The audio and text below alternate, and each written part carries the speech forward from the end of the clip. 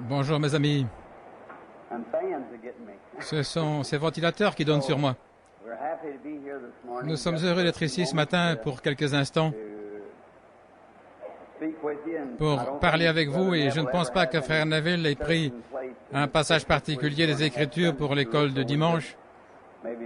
Ainsi, nous pourrions peut-être laisser le Saint-Esprit, comme nous nous sentons conduits, pour commencer où il désire ou dans n'importe quel chapitre où nous lirons. J'aime cette façon de faire. Il n'y a alors pas de routine, rien de formel. Nous le recevons juste comme venant du Seigneur et nous allons de l'avant.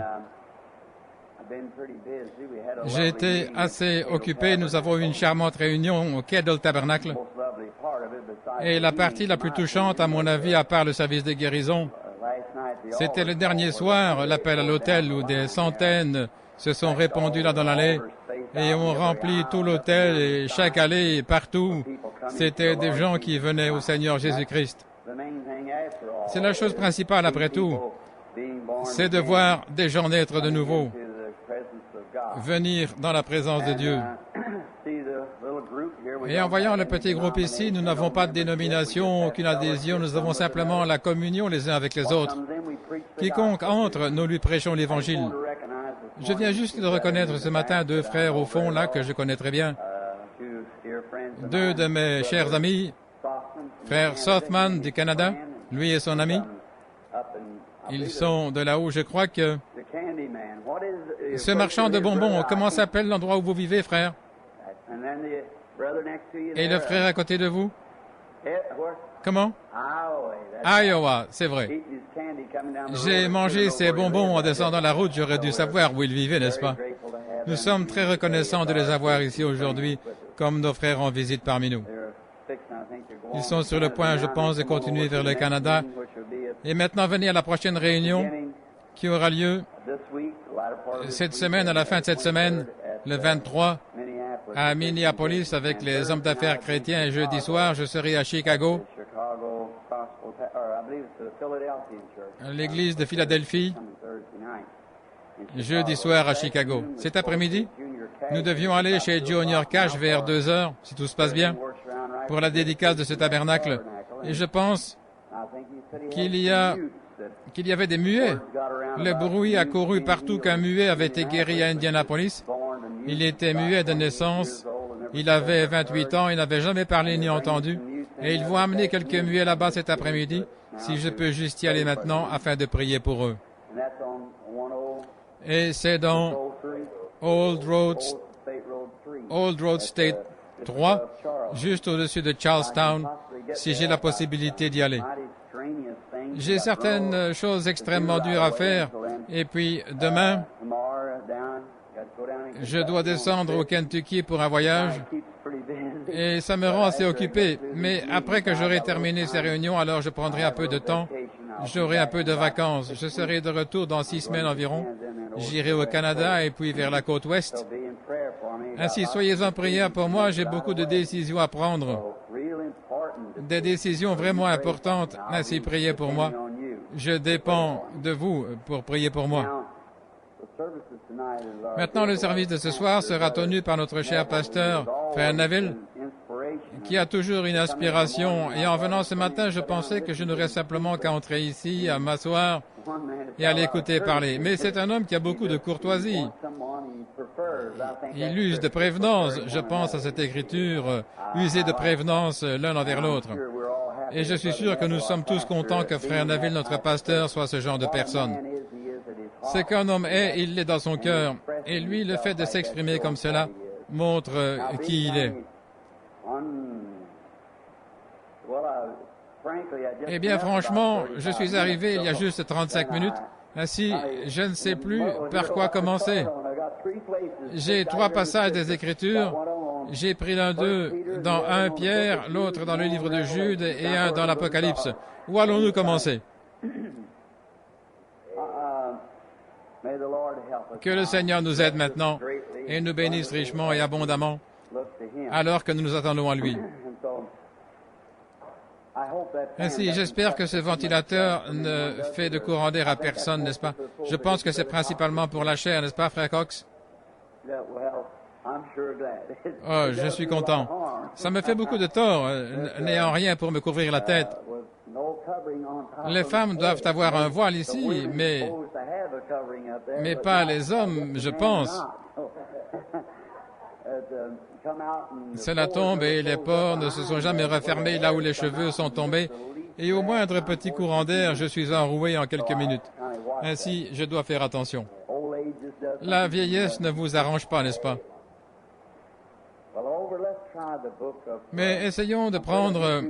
Je crains d'aller trop profondément si j'essaie de prendre le livre de Jude, parce que cela parle de la révolte de Corée, qui se sont jetés dans l'égarement de Balaam et ont péri dans la révolte de Corée, ce qui nous prendrait vraisemblablement beaucoup de temps. Je voudrais prier pour les malades ce matin. Allons dans l'Apocalypse et commençons là par un verset ou deux pour poser un petit arrière-plan et enseigner quelques minutes jusqu'à ce que les enfants sortent et nous terminerons et nous prierons pour les malades. Maintenant, ce livre est le dernier livre de la Bible et il n'y a personne ici. Ce même livre dit que personne dans le ciel ou sur la terre ou sous la terre n'était digne ou capable de prendre le livre, de l'ouvrir ou d'en ouvrir les sceaux ou quoi que ce soit. Aucun homme, archevêque ou qui que ce soit, n'est pas digne et n'a aucune possibilité de le faire. Et alors l'agneau arriva, lui qui était immolé avant la fondation du monde, et il prit le livre de la main droite de celui qui était assis sur le trône, car il était digne, et il l'ouvrit et en rompit les sceaux. Demandons-lui donc de rompre cela pour nous ce matin et de l'ouvrir alors que nous courbons la tête. Notre Père céleste, aujourd'hui, nous te sommes reconnaissants du privilège de nous approcher de toi par la prière et de croire et d'avoir foi que tu honoreras quoi que ce soit que nous te demandions. Non parce que nous te le demandons, mais parce que nous obéissons à ce que tu as dit. Demandez et vous recevrez. Vous ne recevez pas parce que vous ne demandez pas. Et vous ne demandez pas parce que vous ne croyez pas. Et Père, nous aimons te demander parce que nous croyons que nous recevrons ce que nous t'avons demandé. Et la première chose, Père, pour mes propres péchés et les péchés de cette assemblée ce matin, je te demande humblement le pardon de tous les péchés de désobéissance et les péchés d'omission et quoi que ce soit. Nous prions, ô Dieu, que tu purifies notre cœur et notre âme maintenant même de toute iniquité, de tout péché et transgression, et que le Saint-Esprit renouvelle en nous une bonne disposition de cœur et d'esprit pour te servir, accorde-le, Père. Et nous prions que tu guérisses tous les malades et les affligés par la parole. La foi vient de ce qu'on entend, et ce qu'on entend la parole de Dieu. Et que le Saint-Esprit vienne maintenant et prenne possession de la parole, qu'il la fasse pénétrer directement dans ces cœurs nouveaux, frais et purifiés, la plante à l'intérieur avec une grande foi qui les fera monter toujours plus haut sur le chemin, jusqu'à ce qu'ils arrivent dans la présence du Seigneur Jésus et reçoivent leur guérison et leur bénédiction qu'ils ont demandée. Car c'est pour cela que nous venons, pour te prier, te demander et être purifiés, nettoyés et guéris et être remis de nouveau en service, Seigneur, pour te servir dans chaque petit coin où tu nous as envoyés. Nous le demandons au nom du Seigneur Jésus, le Fils de Dieu. Amen.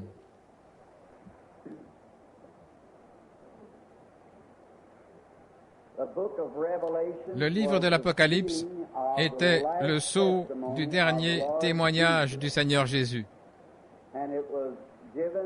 Et il fut donné. Nous partirons du premier chapitre. Je pensais que nous pourrions commencer par quelques-uns des autres symboles. Maintenant, le livre entier est écrit en symboles. Il n'y a rien de plus difficile avec la parole que lorsque vous placez quelque chose et dites « c'est un symbole ». Et Dieu a un moyen de faire cela et une raison pour le faire.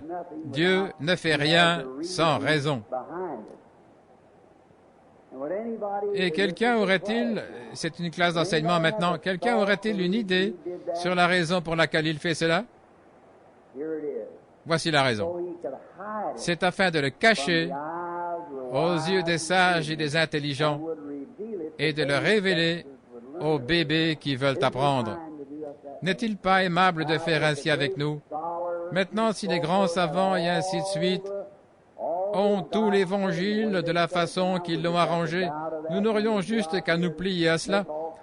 Alors ils partiraient, fabriqueraient toutes sortes de traditions, et puis nous passerions des moments affreux. Et ils se lèveraient avec leurs discours faits de façon savante au point que, eh bien, ça nous passerait par-dessus la tête et nous saurions même rien à ce sujet. Mais nous sommes si reconnaissants que notre bienveillant Père Céleste ait fait grâce aux pauvres et ignorants, comme je le suis moi-même, de me promettre, à moi et à vous, que si nous voulions juste nous abaisser et lui demander, il se révélerait à nous. N'est-ce pas merveilleux? Tous nos credos, toutes nos émotions et toutes ces choses que nous avons eues sont toutes juste rajoutées à cela. Il n'y a qu'une seule chose que les gens doivent faire pour connaître Christ, croire au Seigneur Jésus de tout son cœur, et vous serez sauvés. Ainsi maintenant, nous avons différentes formes de baptême et différents credos et des différences dans les choses que nous faisons et des petites choses établies. Mais tout ceci est fait par l'homme. Là, nous avons pris ceci et nous en faisons un point, et ici, nous avons pris cela et nous en faisons une histoire. Les presbytériens, les évangéliques, les fondamentalistes, et ainsi de suite, et les pentecôtistes, ceux de la sainteté, les calvinistes, ils ont tous des petites théories qui les conduisent, et ils établissent des doctrines à partir de cela, alors que la seule chose réelle, c'est croire au Seigneur Jésus. Sondez les Écritures, ce sont elles qui témoignent de moi, a dit Jésus. Comme c'est simple alors, peu importe combien quelqu'un peut être illettré, sans instruction, n'importe qui peut l'être, il peut être aussi saint et pieux qu'un archevêque, voyez-vous. N'est-ce pas merveilleux? Peu importe combien vous êtes abattu, que vous soyez un potentat ou une fille des rues, Dieu vous aime tout de même, et il est mort autant pour la prostituée que pour le potentat. Voyez-vous? Oui. Si vous commencez à penser à ces choses, cela changera tout, n'est-ce pas? Cela change toute l'attitude mentale. Cela change votre opinion vis-à-vis de Dieu. Parfois, vous aurez un petit penchant pour l'élection, et c'est la raison pour laquelle je me suis détourné ce matin de Pierre, parce que ces derniers temps, je parle très fort sur l'élection, et je pense qu'il faudrait que je m'en éloigne un petit peu, parce que vous penseriez, je ne veux pas aller vers des semences quand il n'y a rien. Mais la chose à laquelle je pensais, c'est que quelqu'un a dit, Frère Branham, si Dieu, l'élection, oui, s'il appelle par élection, eh bien alors, oh là là, je peux faire ce que je veux. Eh bien, cela montre que vous n'avez pas été élu. Exactement. Parce que vous aimeriez tellement Dieu si vous pensez au fait qu'il vous a tant aimé quand vous n'étiez pas aimable. Et avant que vous ayez quoi que ce soit à faire avec cela, il vous a choisi. Comment pourriez-vous repousser quelque chose comme ça? Eh bien, il me semble que cela place l'élection à un niveau tellement plus haut que la loi. Cela met l'idée légaliste à sa place. Eh bien, cela va au-delà de tout, de penser que lorsque je n'étais pas aimable, il m'a aimé, et de penser que lorsqu'il n'y avait rien que je puisse faire à ce sujet, il m'a pris et m'a sauvé par sa grâce. Je serai assurément assez reconnaissant pour le servir et pour l'aimer. Et c'est ainsi que nous nous sentons à son égard lorsque nous comptons toutes ces bénédictions. Et pensez-y, qu'en serait-il si Dieu avait dit, maintenant, seulement ceux qui ont réussi le secondaire ou ceux qui ont au moins 2 années d'université pourront être mes disciples? Eh bien, que ferions-nous, pauvres gens illettrés? Je parle de moi quand je dis nous. Voyez-vous, moi et ma famille. Que ferions-nous? Que ferait n'importe qui d'entre nous? Que feraient les petites ménagères? Qu'en serait-il? s'il disait seul le clergé sera sauvé, seulement les prédicateurs, c'est tout. Oui, il doit seulement donner l'exemple et faire que les gens essaient de vivre à moitié bien. Que feriez-vous, les petites ménagères? Oui, vous seriez perdus. Qu'en serait-il s'il avait simplement dit la race blanche sera sauvée, c'est tout. La race noire, la race brune ou jaune, aucun de vous n'a quelque chose à voir. Est-ce que ça ne serait pas terrible? Je suis si heureux qu'il ait dit que celui qui veut vienne. Oui, peu importe, jeune, vieux, petit, noir, blanc, brun, qui que vous soyez, venez boire gratuitement à la fontaine du Seigneur. Et vous n'avez rien à payer pour cela. Et rappelez-vous, après que l'invitation a été donnée, vous ne pouvez toujours pas venir tant qu'il ne vous a pas appelé et élu. C'est vrai. Nul ne peut. Il dit ici, la fontaine est gratuite pour tout le monde. Et personne ne peut venir si mon Père ne l'appelle premièrement. Et alors, quand il parle, quand il frappe à la porte, je t'invite à venir, à souper avec moi. Venez, mes enfants. Comment pourriez-vous repousser cela? Ça me paraîtrait être de la déficience mentale de repousser une invitation comme celle-là, après que le bienveillant Père Céleste non pas seulement avoir communion ici, mais pour être sauvé pour toujours, pour vivre avec lui dans sa bonté et les libéralités de sa miséricorde et dans sa gloire, et d'échanger cette vieille pensée charnelle contre une pensée pure, sainte, sanctifiée, et d'échanger ce vieux corps fragile qui dépérit, de l'échanger contre un corps immortel qui ne faillira jamais, et de recevoir une couronne qui ne périra jamais, et d'échanger la mort contre la vie, et d'échanger l'enfer contre le ciel, d'échanger la tristesse contre la joie. Oh là là, et il vous invite, viens. Comment pourriez-vous repousser cela? Comment pourriez-vous repousser ça? C'est terrible de penser à l'idée même de le repousser. Et oh là là, j'aime voir Dieu guérir ses enfants, certainement. Ne me comprenez pas mal. Mais une des raisons que j'ai pu observer, si vous remarquez, j'ai essayé partout où j'étais invité de me dépêcher pour prêcher un petit peu. J'ai laissé tomber ma prédication et ça me mettrait trop l'accent sur l'onction et sur l'œuvre de la partie éternelle, le surnaturel plutôt que voir les visions. Et c'est merveilleux et je remercie Dieu pour cela. Mais cependant, la prédication de la parole est 1 million de kilomètres au-dessus de cela. Au-dessus du fait de voir le boiteux marcher et l'aveugle recouvrer la vue.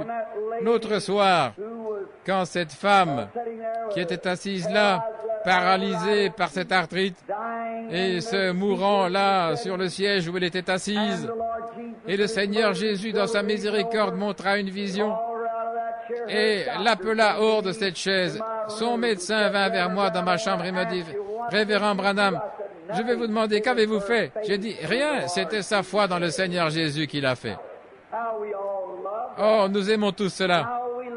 Et combien nous aimons cela? De voir un sourd-muet venu au monde, sourd-muet qui n'a jamais parlé ni entendu, être seulement assis ici, comme une souche, et puis voir cette personne se lever et parler et entendre. C'est merveilleux. Mais oh, il n'y a rien de tel que de voir une âme perdue venir en pleurant, en allant à l'autel en disant « Oh Dieu, sois miséricordieux envers moi, pécheur ». Le muet mourra encore, le paralytique mourra. Tous les malades seront encore malades et mourront. Mais cette âme qui a été sauvée est sauvée pour l'éternité. Pour toujours, elle ne périra jamais. Celui qui écoute mes paroles et qui croit en celui qui m'a envoyé a la vie éternelle et ne viendra jamais en jugement. Mais il est passé de la mort à la vie parce qu'il a cru au Seigneur Jésus-Christ. Amen. N'est-ce pas merveilleux? Oh, cela devrait susciter une réaction d'amour qui devrait s'étendre dans le monde entier. C'est ce que Jésus se proposait de faire, répandre l'Évangile dans le monde entier. Cela devrait changer le cœur humain au point qu'il ne puisse plus dormir jour et nuit, jusqu'à ce que les gens soient sauvés. Regardez Paul, un prisonnier, disait-il, du Seigneur Jésus. Un juif envoyé aux gentils. Son peuple l'a excommunié dès qu'il s'est tourné vers les gentils. Voyez-vous? Mais il est devenu un prisonnier du Seigneur Jésus. C'est comme en Afrique. L'homme blanc a tellement abaissé l'homme de couleur que vous ne pouviez même pas vous associer. Oh là là, comme c'est horrible. Beaucoup d'entre eux les traitent de toutes sortes de noms, ne croyant même pas qu'ils ont une âme, et de penser qu'un homme blanc qui a été appelé, un homme comme Paul, a été appelé pour le salut de cet homme. Dieu merci que ce n'est pas en Amérique ou beaucoup d'autres pays, mais j'étais dans cela. Et cela aurait pu être pour l'homme jaune, aller partout. Et Paul disait, je suis un prisonnier du Seigneur Jésus. Et je magnifie mon ministère dans le Seigneur. Comment l'amour de Dieu le contraignait à aller parmi les gentils impurs qui étaient considérés comme des chiens. Mais Paul a dit, je magnifie mon ministère dans le Seigneur Jésus parce qu'il m'a donné l'occasion d'aller là servir vers les chiens. Jésus lui-même a regardé une femme des nations, comme nous le sommes, nous les gens ici, une femme syrophénicienne, et il a dit, il n'est pas bien de prendre le pain des enfants et de le donner aux chiens. Elle a dit, c'est vrai Seigneur, mais les chiens veulent manger les miettes qui tombent de la table du maître, et ça l'a touché. Ça a réveillé le Saint-Esprit, qui savait que les Juifs devaient être aveuglés et qu'ils se tourneraient alors vers les gentils. Je voudrais vous confier un petit secret. Le Seigneur m'a béni grandement et je lui rends gloire pour la prière pour les malades. Et j'ai observé cela pendant des années et j'ai découvert que c'est la vérité absolue. Je ne peux jamais avoir du succès dans mes prières tant que je n'entre pas dans une réelle communion avec la personne pour laquelle je prie. Vous devez arriver à pénétrer et à ressentir la condition de cette personne. Il n'y a pas longtemps ici à Mexico, un pauvre vieil homme mexicain noir avec des cheveux gris et une moustache grise, n'ayant jamais eu probablement de repas décent dans sa vie. Et il est arrivé là sur l'estrade, il était de confession catholique. Il avançait, ayant un petit châle qui le couvrait, sans chaussures, avec ses pieds racornis. Il demandait à me voir. Et quand il s'est agenouillé devant moi, je l'ai relevé en le prenant par les mains. Il a cherché à saisir son chapelet, un vieux chapelet tout usé, il l'avait tellement frotté en disant ses prières. Et j'ai dit, ce n'est pas nécessaire, papa.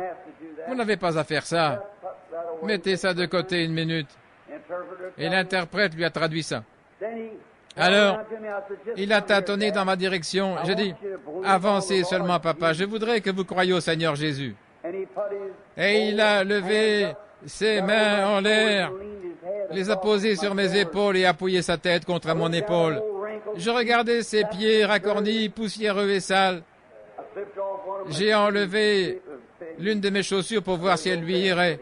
J'aurais préféré marcher pieds nus plutôt que de le voir partir comme ça. Voyez-vous, mon cœur était avec lui, il était aveugle. Et maintenant, c'est alors que vous pénétrez vraiment dans la chose. Toute notre culture faillira, tous nos signes failliront, tous nos dons failliront. Mais l'amour ne faillit jamais. C'est ce qui permet de tenir bon. Et je pensais, pauvre vieil ami, il aurait à peu près l'âge de mon père s'il était encore en vie. Et je pensais, peut-être a-t-il aussi un enfant quelque part. Et il a murmuré quelque chose, mais l'interprète ne me l'a pas traduit. Et je regardais ce vieil ami, et je ne pouvais pas, non pas dans mes yeux, mais dans mon cœur, comme des larmes qui coulaient. Et je pensais, pauvre vieux, il n'a probablement jamais eu un bon repas de sa vie, déguenillé. Mais je lui ai témoigné de la sympathie. J'ai pris part à sa souffrance et je pensais, en plus d'être pauvre, en plus de son état et de sa souffrance, et de tout cela, il vit dans un monde obscur. Il ne peut pas voir, il est aveugle. Et je pensais, oh Dieu, et si c'était mon père ce tenant-là? Alors j'ai eu de la compassion pour lui. J'ai dit, Père céleste, sois miséricordieux envers ce pauvre homme aveugle. Ce n'était pas une prière dans ma tête, C'était quelque chose dans mon cœur qui priait. Voyez-vous, l'amour. Et je l'ai entendu alors qu'il s'en allait. Et les Mexicains, par dizaines de milliers, criaient. Je me suis demandé ce que c'était. Ils criaient, « Je vois, je vois !» Alors il s'est retourné, s'est agenouillé, et il a commencé à frotter mes chaussures en essayant de me caresser les pieds. Je l'ai relevé, et il courait dans tous les sens. Et ce vieil ami se penchait en criant, « Je peux voir, je peux voir !» Qu'est-ce que c'était? Entrer en communion avec lui. L'amour, c'est cela qui produit la chose. Pas quelque chose de forcé, mais juste l'amour pur et sans mélange. Cela battra tous les dons d'imposition des mains. Cela battra toutes les interprétations et les parler en langue. Cela vaincra. Je voudrais le dire avec un chant mélodieux. Cela vaincra toute chose si vous manifestez seulement l'amour de Dieu envers la personne que vous essayez de gagner pour le Seigneur Jésus. Vous direz, frère Branham, je ne prie pas pour les malades. Je connais une personne, c'est bien. S'il n'est pas sauvé, ne fabriquez rien. Le Saint-Esprit sait mieux que cela. Ne soyez pas hypocrite. Soyez vraiment sincère. Et vous allez réfléchir sur le cas de votre pauvre ami perdu, jusqu'à ce que vous ne puissiez plus tenir jour et nuit. Alors vous n'avez juste qu'à aller vers lui dans l'amour. Observez ce que le Saint-Esprit fera. Il le tirera tout droit vers vous chaque fois. L'amour de Dieu nous contraint. Dites, je ne suis pas encore arrivé à mon texte et c'est déjà le moment d'arrêter. Les enfants sortent. Lisons quand même un verset. La révélation de Jésus-Christ que Dieu lui a donnée. J'aime ça, n'est-ce pas, pas vous? La révélation. Qu'est-ce que la révélation? C'est quelque chose de révélé. La révélation de Jésus-Christ, c'est ce que cette Bible. Cette Bible nous révèle Jésus-Christ.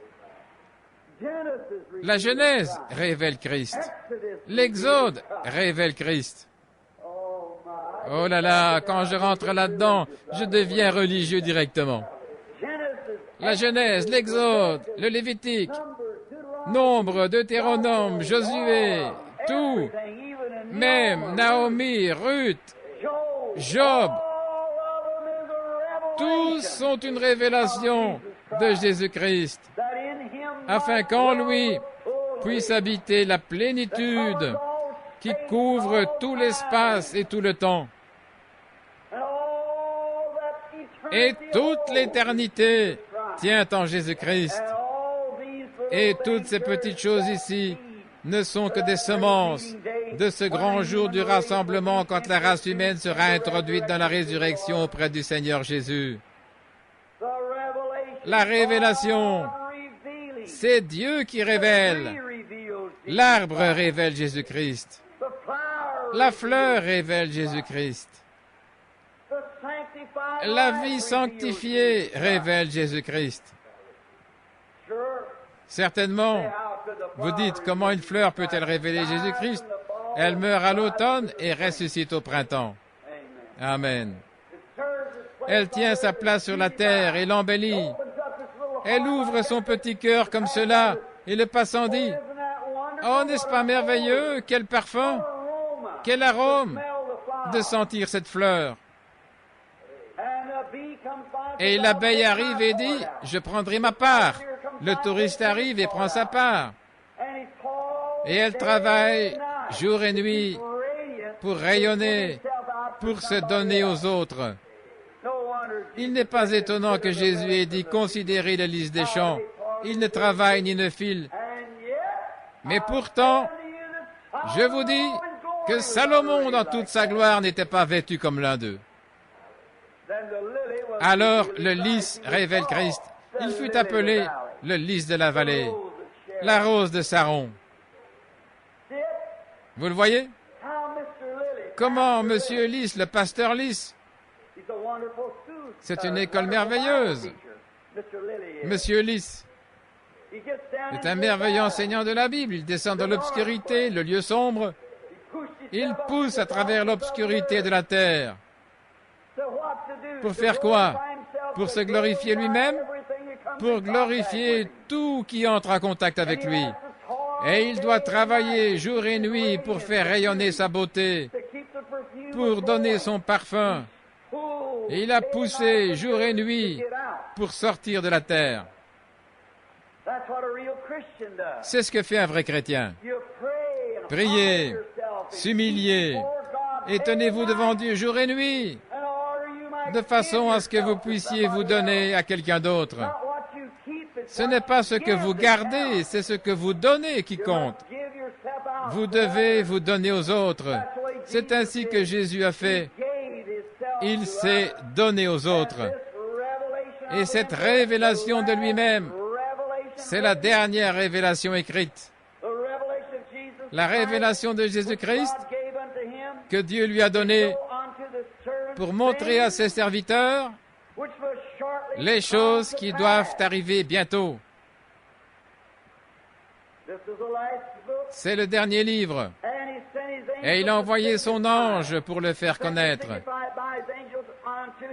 Et qu'il a fait connaître par l'envoi de son ange à son serviteur Jean. Oh, nous pourrions rester là-dessus pendant une semaine. Remarquez, c'est une révélation, ce livre. C'est pour les serviteurs de Dieu des derniers temps. Quand le temps est proche, quand ce livre sera révélé. Maintenant, plus loin dans le livre, nous découvrons que le livre était fermé et scellé jusqu'à la fin des temps. À travers les âges, ils ont essayé. Rappelez-vous, la Bible, qui fut prise de la main de Dieu, assis sur son trône, était fermée et scellée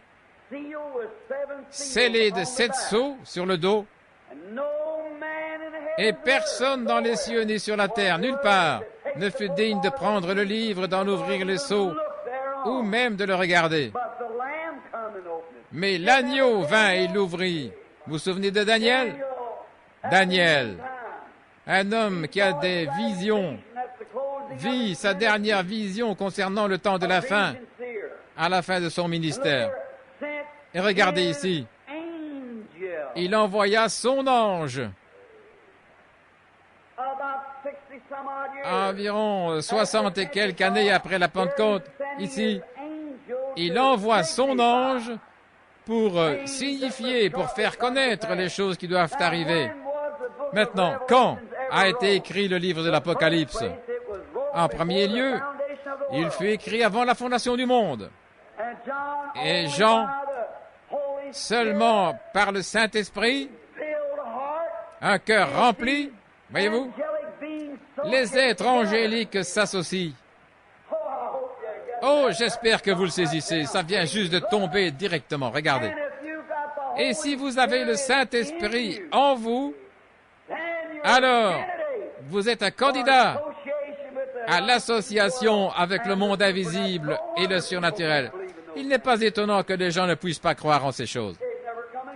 Ils ne sont jamais entrés en contact. Il n'y a rien ici à l'intérieur pour croire. Mais lorsque le Saint-Esprit vient dans un cœur directement, il devient alors un être double. L'un de la terre pour mourir et l'autre du ciel pour vivre. Amen.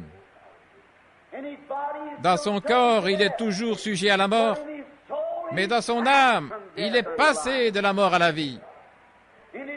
Dans son corps, il a un contact terrestre avec ses 5 sens.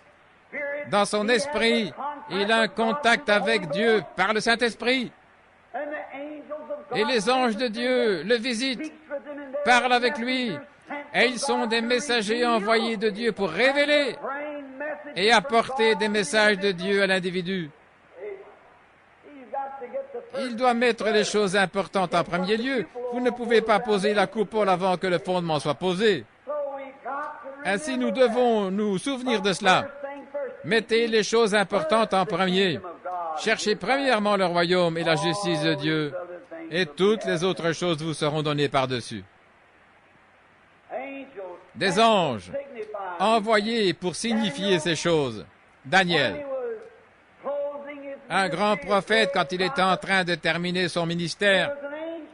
Il y avait un ange qui le suivait.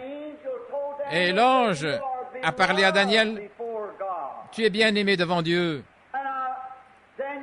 Et Daniel ne pouvait peut-être pas parler à Dieu en personne, mais Dieu lui a envoyé un ange comme un intermédiaire entre lui et Dieu, de telle façon qu'ils puissent parler entre eux. Vous voyez, un ange, le mot ange signifie un messager.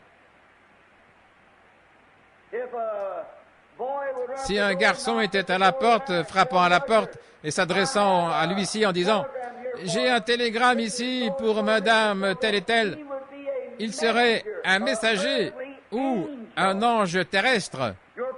Votre pasteur, lorsqu'il se tient ici sur l'estrade, en prêchant la parole de Dieu, il est l'ange de Dieu pour l'Église, un messager pour l'Église. Par conséquent, un pasteur ne devrait jamais quitter cette parole, mais rester loyal envers la parole, parce que Dieu nourrit là, à la place du berger. En effet, le mot pasteur signifie berger. Remarquez, un pasteur est un berger, et si le Saint-Esprit a fait de lui un surveillant sur le troupeau précis, pour le nourrir avec quoi? Avec la parole de Dieu. Amen. Oh là là. Observez tous ces noms. Ils signifient quelque chose. Chaque nom dans la Bible. Lorsque vous voyez un nom dans la Bible, il signifie quelque chose. Saviez-vous que les femmes d'Israël, lorsqu'elles donnaient naissance aux 12 patriarches, chacune de ces mères, lorsqu'elles étaient en train d'accoucher et que le bébé naissait, elles gémissaient et par le gémissement qu'elles poussaient, elles nommaient ces garçons. Et le gémissement même qu'elles poussaient exprimait la nature de l'enfant et l'endroit où il aurait leur lieu de repos final.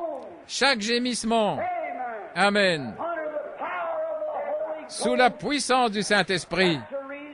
C'est la raison pour laquelle nous devrions gémir dans l'Esprit. Ça ne veut pas dire faire semblant, mais je veux dire être réellement en travail pour l'Église. Alors le Saint-Esprit, alors vous pouvez avoir le vrai parler en langue et l'interprétation. Le Saint-Esprit s'exprimant et nous parlons à travers des soupirs et la prière. Soyez vraiment sincères. Il y aura maintenant même quelque chose que vous verrez se produire. Alors Daniel, pour terminer, à la fin, il vit un ange descendre, poser un pied sur la terre et un pied sur la mer. Un arc-en-ciel sur sa tête. Il leva les mains et jura par celui qui vit au siècle des siècles qu'il n'y aurait plus de temps à la fin de ce temps dont il lui avait parlé. Autrement dit, le temps divisible dans lequel nous vivons ici maintenant, depuis le temps de la venue du prince jusqu'à ce jour. Et il dit, à ce moment-là, le mystère de Dieu devrait être terminé. Et le monde gémit, il attend aujourd'hui. Les gens ne connaissent pas le mystère de Dieu. Pourquoi? Ils n'ont pas été enseignés le mystère de Dieu. La seule chose sur laquelle ils ont été enseignés, c'est adhérer à l'Église, mettez votre nom sur le registre, soyez un brave garçon et traitez votre voisin correctement. Mais vous devez connaître le mystère de Dieu. Personne ne peut vous le révéler, sinon celui qui tenait le livre. Et la Bible dit, personne ne peut appeler Jésus le Christ si ce n'est par le Saint-Esprit. Cette magnifique Église du Saint-Esprit va apparaître un de ces jours et briller comme vous ne l'avez jamais vu. Et ce grand journal évangélique dans lequel écrivent les archevêques et les autres, et le grand Riley Mackay, l'un des plus grands du monde entier, qui est connu, un grand article dans son journal, il dit, si l'Église catholique ou l'Église protestante trouve Dieu, ça les conduira à la Pentecôte et ils apprendront cela. Amen. On ne connaît pas Dieu par la théologie. On le connaît par la nouvelle naissance, en étant né de nouveau. Et l'Église pentecôtiste l'a accepté et cru. Peu importe ce que l'on en pense, ils l'ont accepté. Maintenant, le diable a placé des contrefaçons là-dedans, en plaçant des rigoles sur les côtés. L'Église évangélique se dirige là vers le fossé et passe au-dessus de l'authentique et véritable Église pentecôtiste née de nouveau avec tous les signes et les prodiges. Ils sont là. Mais le diable a ses contrefaçons. La Bible en a parlé. Ainsi, rappelez-vous, l'ange avait parlé à Daniel. Daniel a entendu 7 tonnerres. Ils firent entendre leur voix.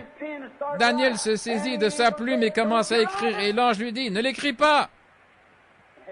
Amen. Êtes-vous prêts? Entrons dans ceci pendant les 5 prochaines minutes. Écoutez. Ne l'écris pas.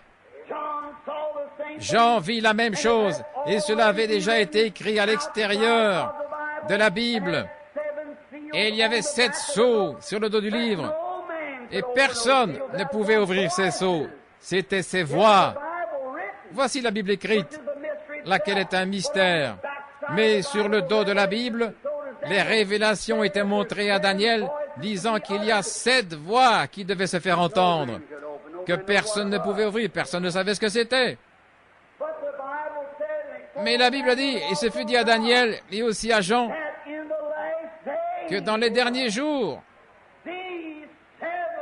ces 7 voix seraient connues par la véritable Église. Vous saisissez?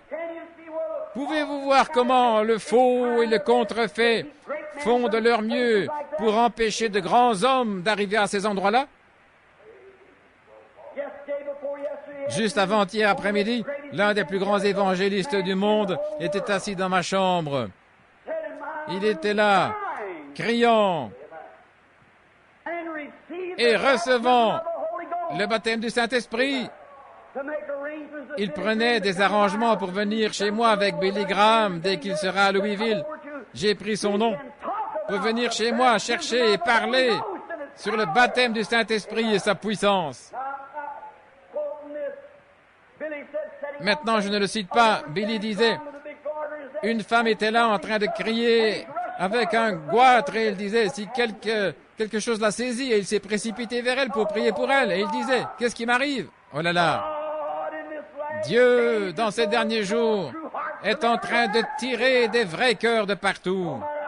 Peu importe combien le diable fabriqua des contrefaçons et des leurres, Dieu élèvera son Église directement de cela. Ce sera un scellement, aussi sûr que je me tiens à cette plateforme et le reproche.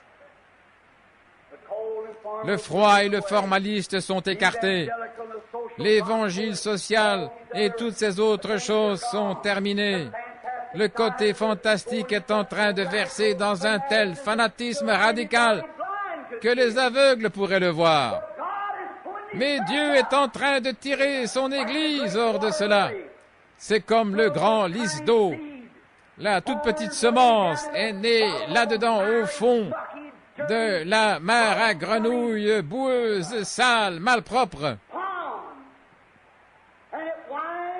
Et elle se fraye son chemin à travers la saleté, à travers toute la boue et l'écume.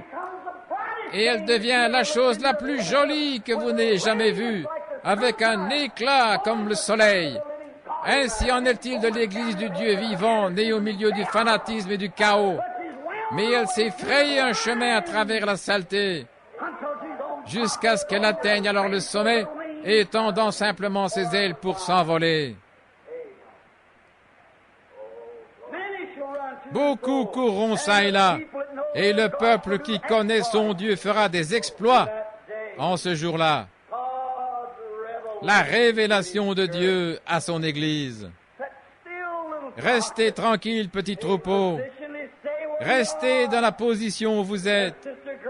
Comme Sœur Gertie et Sœur Angie ont l'habitude de chanter. Tenez ferme. Ne vous faites pas de soucis. Dieu est dans l'attente. Il essaie, il presse pour en arriver à ce que le mystère de Dieu soit révélé à son Église. C'est ce qui retient maintenant la venue de Christ et le grand millénium. C'est cette grande puissance surnaturelle qui est réellement en sommeil dans l'Église. Un homme se tenant la chair ce matin prêche un évangile social, mais dans son cœur, il croit réellement. Et frère, il a la puissance de le prêcher. Ce qu'il désire voir, c'est placer cette puissance dans sa beauté. Nous sommes si reconnaissants de le voir arriver. Nous sommes si heureux de voir cela être manifesté. La révélation de Jésus-Christ. La Bible dit, Jésus est le même hier, aujourd'hui et pour toujours. Dieu, dans sa miséricorde infinie, par sa parole, non pas par quelque chose de mystérieux ou quelque chose de fanatique, mais à travers la prédication de la parole, il se manifeste. Le Seigneur Jésus ressuscité et vivant, faisant les mêmes choses qu'il faisait lorsqu'il était sur la terre, il les fait de nouveau, par sa puissance et sa manifestation. Et lorsque je serai élevé de la terre, j'attirerai tous les hommes à moi. Un homme bon et au cœur affamé. Un grand rassemblement aura lieu dans quelque temps.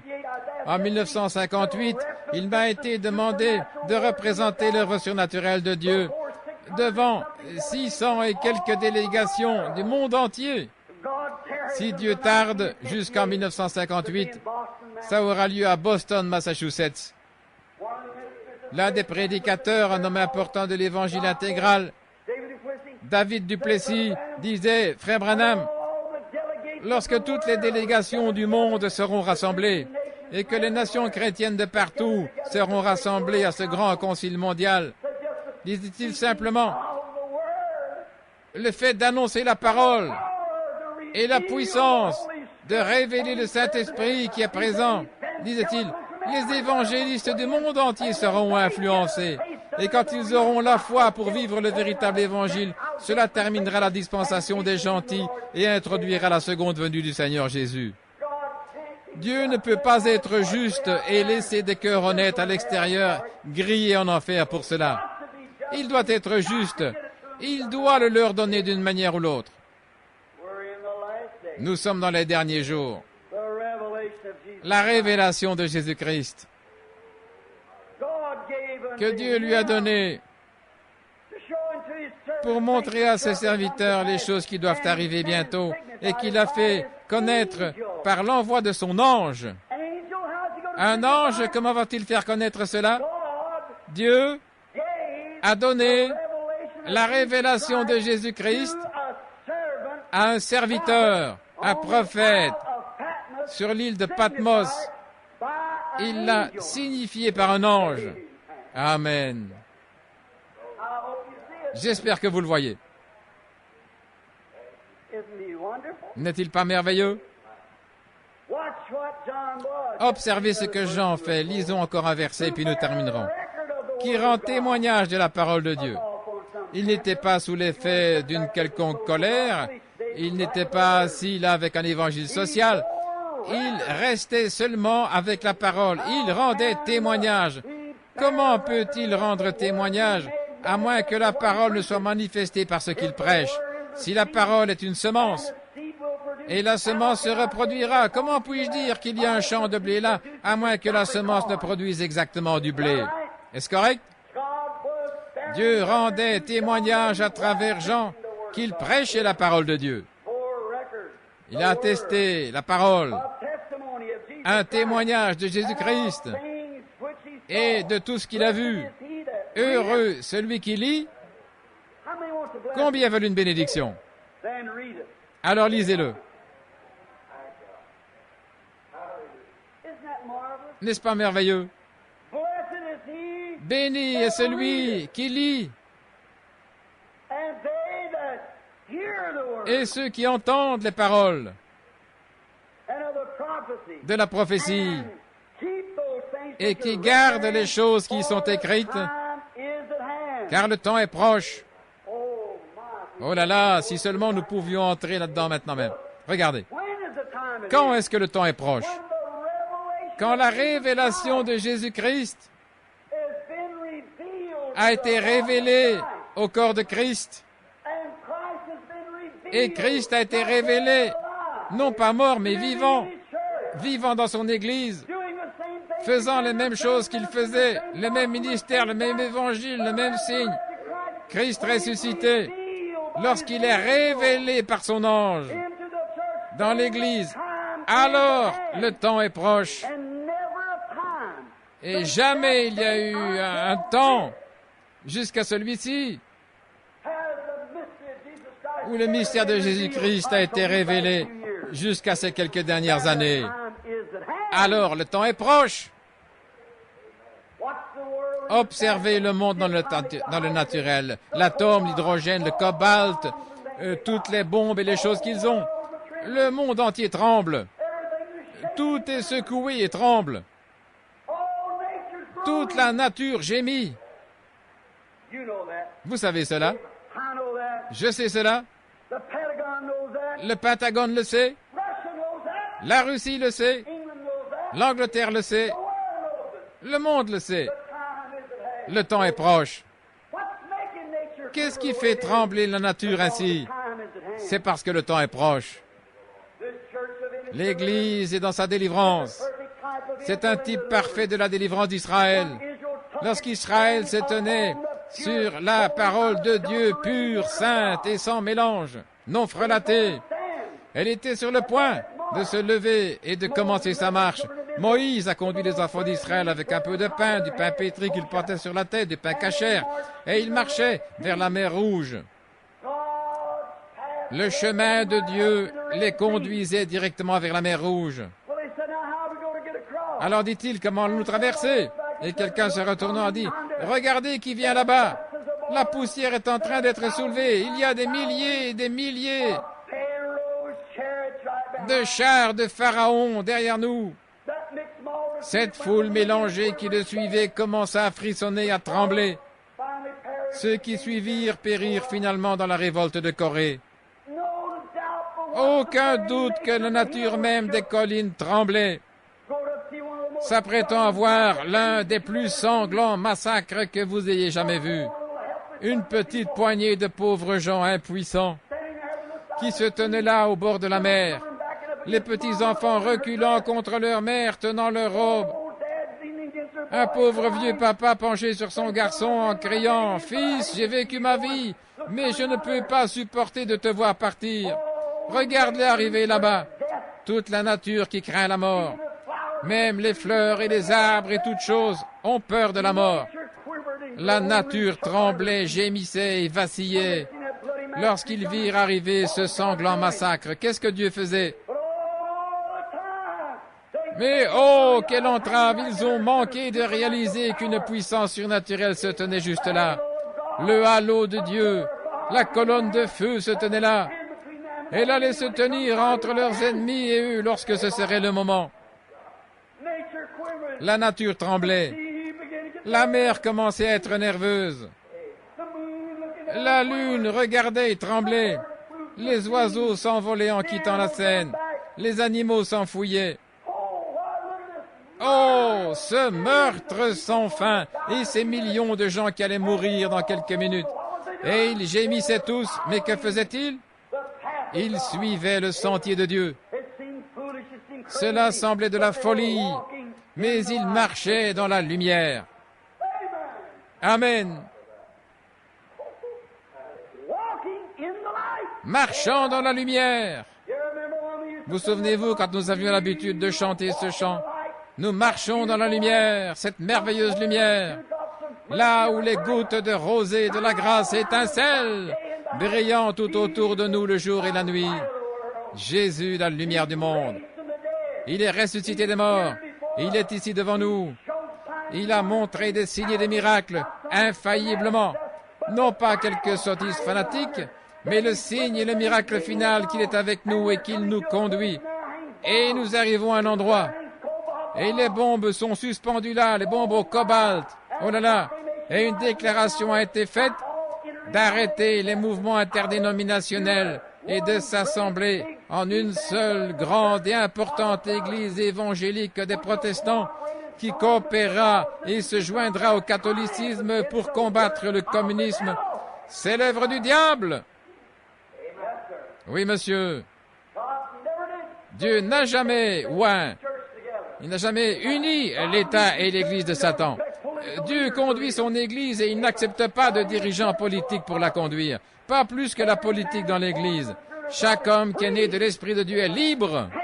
Amen. Elle est là, juste là, à la fin maintenant. Les gens commencent à regarder aux alentours. Eh bien, que pouvons-nous faire? Que pouvons-nous faire? Oh, quelle folie c'est de dire que pouvons-nous faire? Regardez seulement à celui qui vous conduit. Qu'allons-nous faire, frères? Vous qui avez dépassé 30 ans, sœurs, vous qui avez des cheveux gris et le papa assis près de vous, vous qui êtes malade et affligé, vous qui pouvez regarder votre main, chaque fois que vous vous regardez les uns les autres, vous savez que vous allez mourir chaque fois que vous entendez une ambulance dans la rue. La mort est juste devant vous.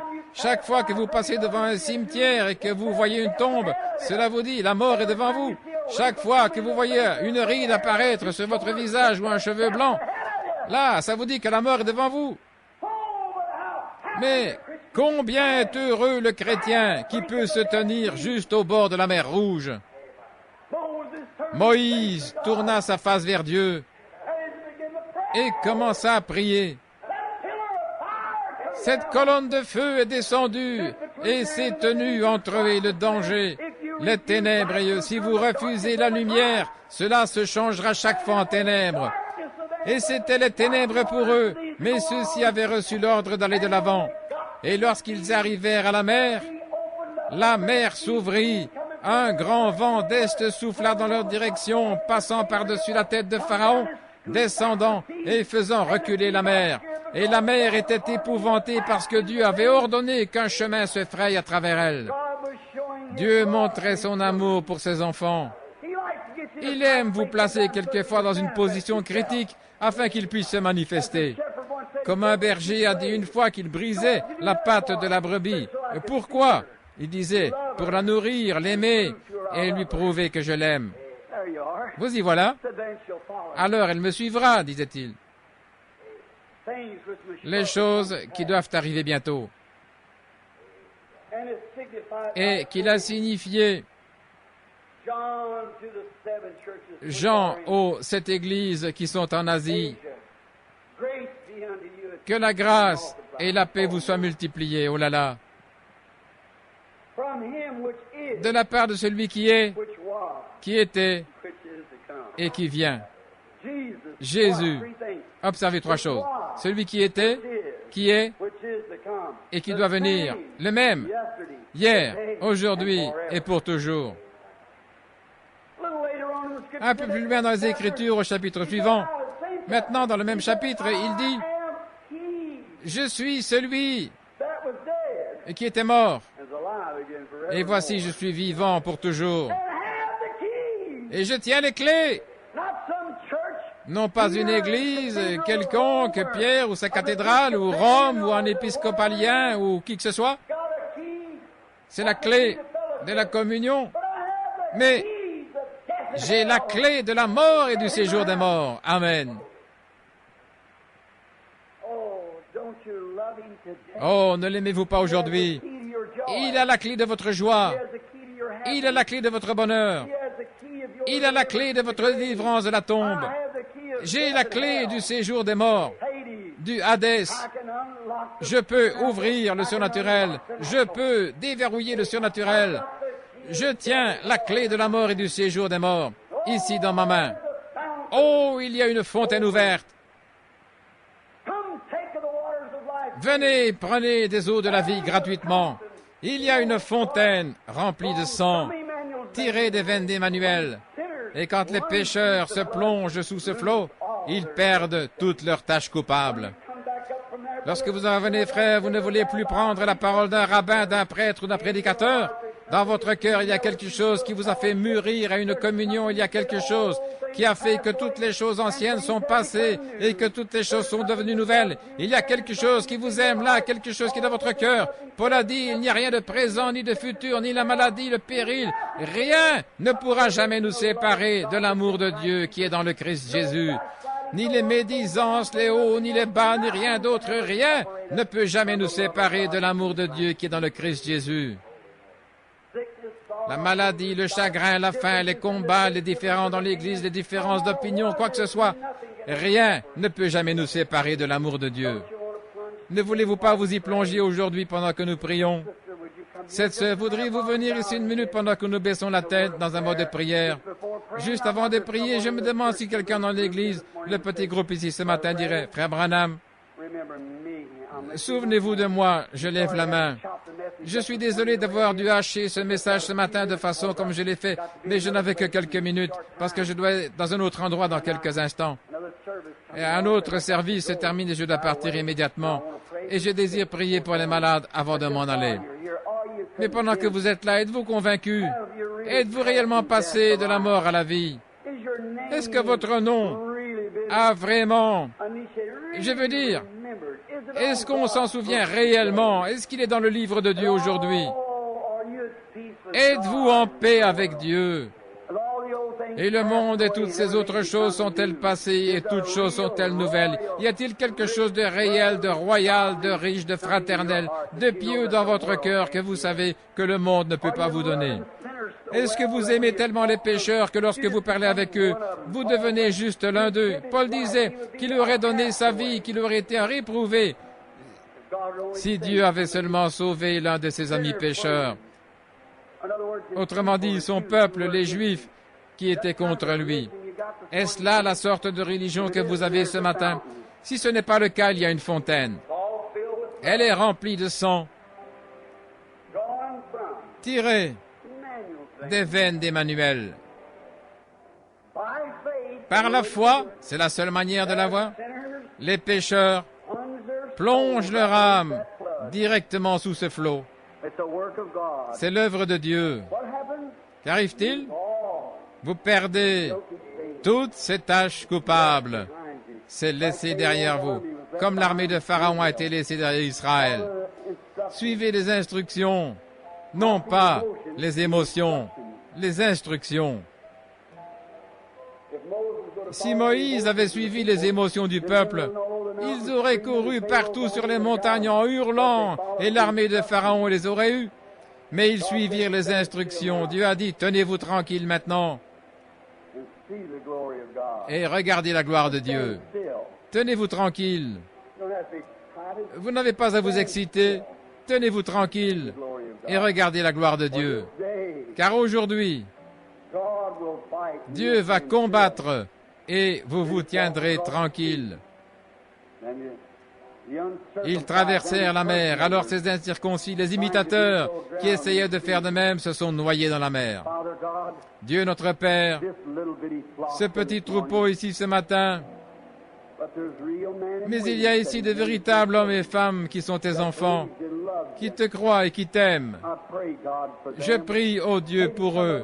Peut-être que certains ne t'ont pas encore accepté, n'ont jamais réellement eu l'expérience de toutes ces vieilles choses charnelles du monde qui meurent et sortent d'eux. Ils vivent seulement d'une confession d'église. Ils le disaient aux gens, ils le disaient à d'autres. Peut-être qu'ils ont été baptisés ou autre chose.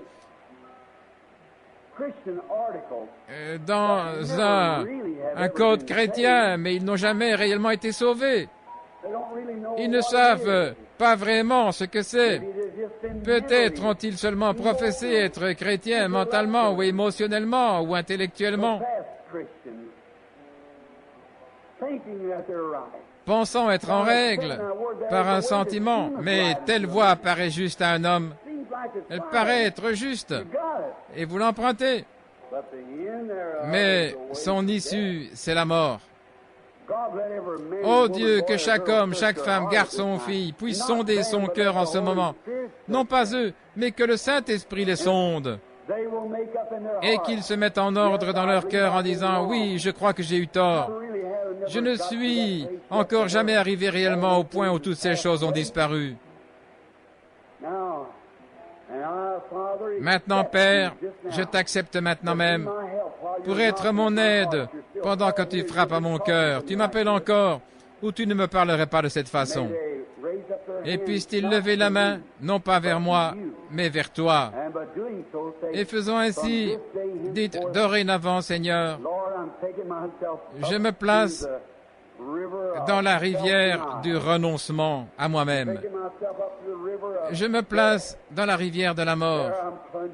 Je me plonge dedans pour perdre toute tâche, tout ce qui est faux en moi, toutes mes habitudes, mes impuretés et toutes mes pensées, toutes mes indifférences, mes querelles, mes disputes, mes humeurs et toutes ces choses. Je les plonge droit dans le flot. Alors, lorsque je me relèverai, je veux me sentir comme l'Évangile a dit que je le devrais. Pur, propre, en ordre, avec un cœur pur, aimant vraiment mon prochain. Peu importe combien ils sont cruels, je les aimerai quand même. Je veux entrer dans une telle communion avec toi que j'aurai pour mes ennemis les mêmes sentiments que toi. Jusqu'à ce que je connaisse réellement cela, Seigneur, car nous ne pouvons pas jouer maintenant. C'est trop tard. Nous pourrions être partis. Peut-être dans 5 minutes. Nous n'aurions pas une autre possibilité. Et Dieu, que les hommes et les femmes assis dans cette petite église aujourd'hui pensent à cela solennellement, parce que nous le demandons au nom de Christ. Et pendant que vos têtes sont baissées, je me demande s'il y a une personne qui lèverait la main en disant, « Oh Dieu, souviens-toi de moi, je suis celui qui veut cette expérience avec toi. » Je lève la main.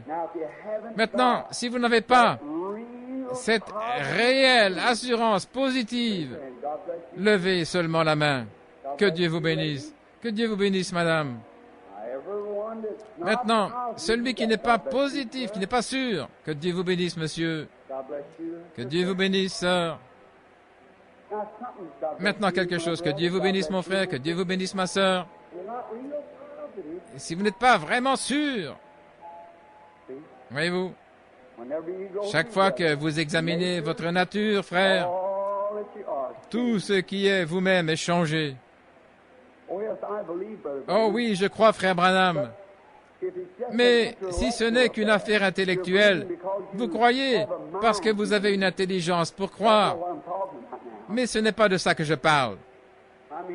Je veux dire, vous avez vraiment été sauvés. Vous avez été scellés par l'amour éternel de Dieu, au point que vous pouvez aimer les gens qui ne sont pas aimables envers vous. Et dans n'importe quel endroit où vous vous tenez devant eux, prenez-leur la main, et non pas avec fanatisme, mais plutôt avec un cœur sincère. Alors il pourra le sentir. Il sait si c'est sincère ou pas. Prenez-lui la main et dites, « Cher frère bien-aimé, j'ai été dans l'erreur. Je te prie de me pardonner. Je t'aime. » Et avec ce genre d'attitude, pouvez-vous réellement faire cela du fond du cœur? Le pouvez-vous? Pouvez-vous laisser de côté toutes les choses du monde pour le servir? Est-ce qu'il peut avoir la première place dans votre vie? Si oui, soyez bénis. Et sa bénédiction sera sur vous. Si ce n'est pas le cas, acceptez-le maintenant. Et il vous bénira. Et sa bénédiction sera sur vous. Ne voudriez-vous pas plutôt qu'il vous sourie? Je préfère qu'il me sourie et que le monde entier me haïsse. Bien sûr, je crois que s'il me sourit et qu'il m'aime, les gens m'aimeront aussi. Tous ses enfants m'aimeront. Et il me mettra dans une telle condition que je pourrai aimer ceux qui ne sont pas aimables, comme il le faisait parce que son esprit sera en moi. Une fois encore avant de prier, s'il y en a qui n'ont pas levé la main et qui désirent que je se souvienne d'eux, voulez-vous lever la main? Que Dieu vous bénisse, frère. Que Dieu vous bénisse. Que Dieu vous bénisse, sœur. Que Dieu vous bénisse. C'est très bien, que Dieu vous bénisse. Maintenant, il vous voit. Il y a un enregistrement qui se fait ce matin. Écoutez-moi, si vous me considérez, ce que vous dites par honneur et par amour, vous me considérez comme étant un voyant de Dieu, rappelez-vous, ceci est dans le livre du ciel, il est présent. N'aimeriez-vous pas vivre à l'endroit où vous serez conscient que le monde invisible est juste avec vous tout le temps? De réaliser que lorsque vous sortez d'ici et montez dans votre voiture, les anges prennent leur position à vos côtés. Lorsque vous allez vers cet homme-là, si peu aimable envers vous, le Saint-Esprit se tient juste au-dessus de vous et des anges tout autour de vous. Est-ce vrai, frère Branham? La Bible le dit. Les anges de Dieu campent autour de ceux-là. Ils ne retournent pas au ciel, ils campent là. Ils sont envoyés en mission pour veiller sur vous durant votre vie. N'est-ce pas merveilleux? Père céleste, le temps ne nous le permet pas, mais nous sentons ton esprit se mouvoir à travers nous. Et nous t'aimons parce que le Saint-Esprit aime la parole. Il va dans la parole et il prend la parole et nous la révèle, il nous l'ouvre. En d'autres termes, il révèle Jésus-Christ à travers sa parole. Car au commencement était la parole était avec Dieu et la parole a été faite chair, laquelle est Christ. Et maintenant la parole retourne et révèle de nouveau et manifeste le Christ ressuscité. Non pas un Christ historique, oh Dieu, que l'Église puisse voir ceci ce matin, que c'est une révélation, la parole l'amenant à la vie, la parole elle-même révélant le Seigneur Jésus ressuscité. Et il est au milieu de nous, attendant le moment où nous pourrons tous être ensemble et où il pourra nous introduire dans le millénium en triomphe comme dans la victoire. Oh Dieu, bénis ceux qui ont levé la main. Ils ont désiré cette douce vie de consécration totale, sanctifiée, remplie du Saint-Esprit, dédicacée à Dieu, lavée dans le sang. Ils soupirent après cela. Ils l'attendent maintenant. Et que tu puisses, non pas par d'autres moyens, mais que le Saint-Esprit puisse seulement descendre. Et lorsqu'ils sortiront d'ici, qu'ils puissent découvrir que toutes les choses auxquelles ils tenaient sont passées, que cela puisse être laissé en arrière, mort. Qu'ils puissent sortir étant humbles, doux, des chrétiens aimants, ayant la foi et croyant. Qu'ils puissent mener une vie tellement consacrée à toi et qu'à la fin de leur vie, ils aillent vers toi avec cette assurance qu'ils sont passés de la mort à la vie et qu'ils connaissent Christ dans sa puissance de résurrection. Non pas parce qu'il n'est qu'une lettre, une parole, un cycle ou pour un temps, mais parce qu'il est un Jésus-Christ vivant au temps présent, ressuscité et vivant dans leur vie. Accorde-le, Seigneur. Nous le demandons en son nom et pour sa gloire. Amen.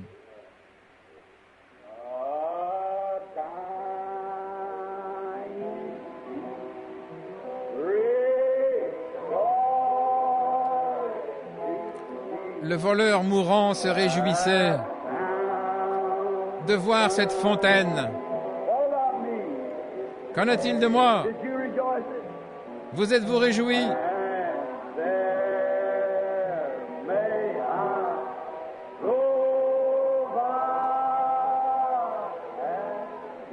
Et là, je peux, même aussi vil que lui,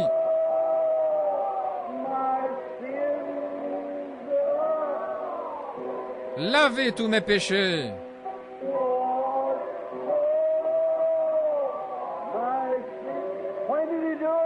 Quand l'a-t-il fait? Peut-être juste maintenant.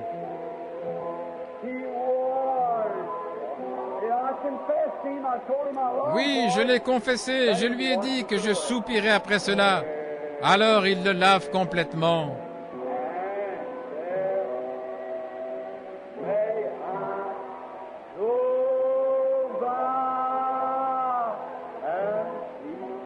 Et là je peux, quoique aussi vil que lui,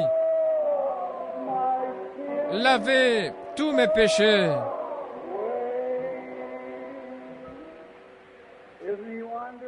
N'est-il pas merveilleux? Vous sentez-vous réellement propre dans votre âme? Sentez-vous que toute condamnation... Combien sentent-ils cela? Voulez-vous lever la main en témoignage pour la personne assise près de vous? Tous les péchés sont partis. C'est entièrement sous le sang maintenant. Cela me fait vraiment du bien. Je crois au Seigneur Jésus. Depuis que par la foi, j'ai vu ce fleuve, par la foi, je l'ai vu, que tes blessures saignantes ont donné. L'amour rédempteur a été mon thème et le sera jusqu'à ma mort. Eh bien, tous ensemble, chantons-le.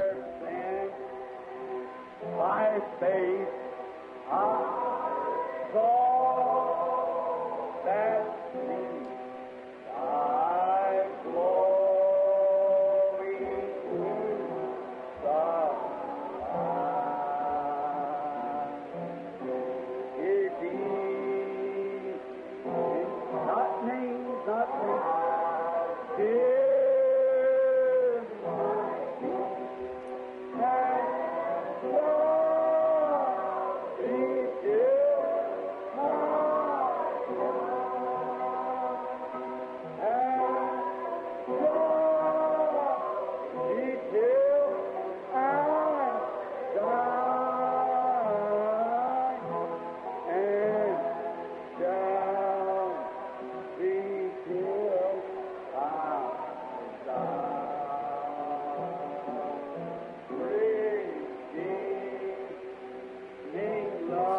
L'amour rédempteur a été mon thème et le sera jusqu'à ma mort. Plus lentement, s'il vous plaît, sœur. Quel sera votre thème? Où il y a des langues, elles cesseront. Où il y a la prophétie, elle faillira. Où il y a la connaissance, elle disparaîtra. Nous connaissons en partie, nous voyons en partie, nous prophétisons en partie.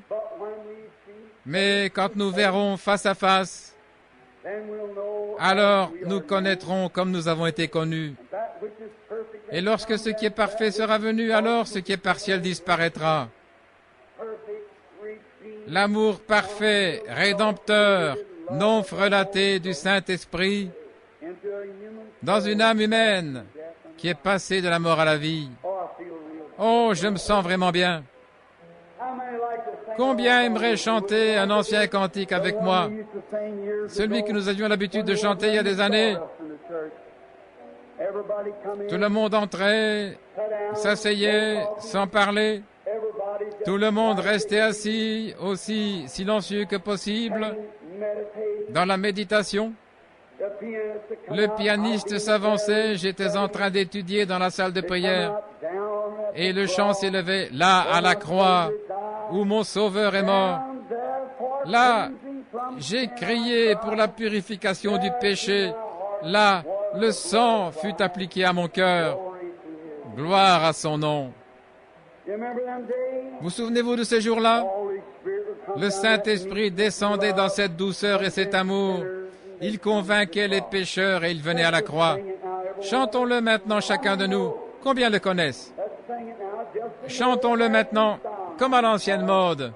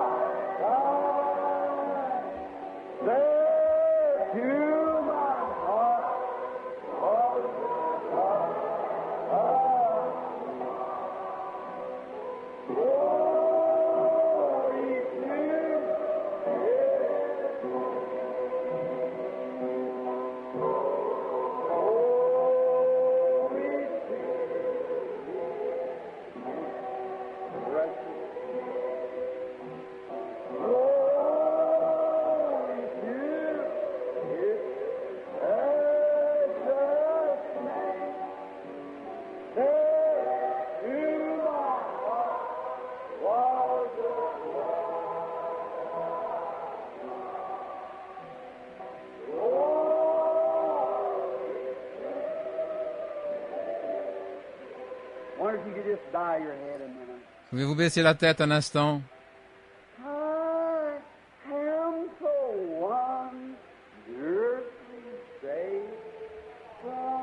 Je suis si merveilleusement sauvé du péché. L'êtes-vous? Jésus, avec tant de douceur, demeure dans mon cœur. Là, à la croix, où il m'a reçu. Oh là là. Gloire à son précieux nom. Maintenant, baissez la tête et priez.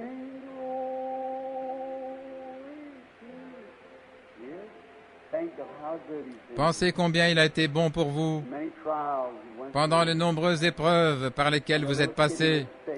Lorsque votre petit enfant était malade, Dieu l'a guéri. Lorsque vous étiez couché à l'hôpital, l'éther vous attendait là. Qu'est-il arrivé? Qui vous a fait sortir de là? Je suis le Seigneur qui te guérit.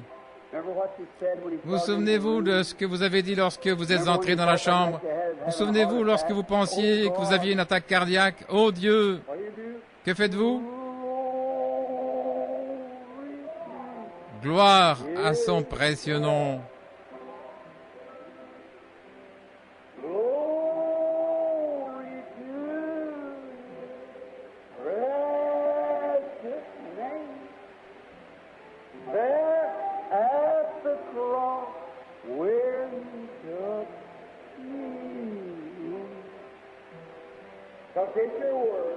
Là, à la croix où il m'a reçu, il vous a pris au mot. Gloire à son précieux nom. Maintenant, fredons-le.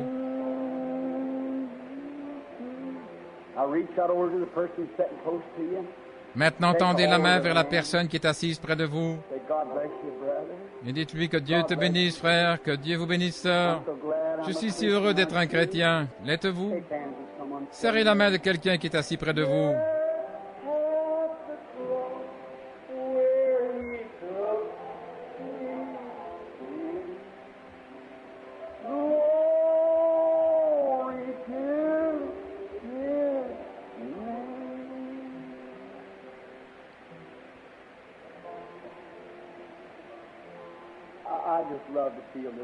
J'aime juste me sentir ainsi. J'aime adorer Dieu dans la douceur comme ceci. Quelque chose qui donne une réelle signification. Rien que sentir que quelque chose est proche. Que s'est-il passé? À l'appel à l'autel, lorsque ces pécheurs ont accepté Christ, les anges se sont levés de leur siège. Voyez, c'est ce qui fait que vous vous sentez ainsi. Tu crois ça, frère Rickerson?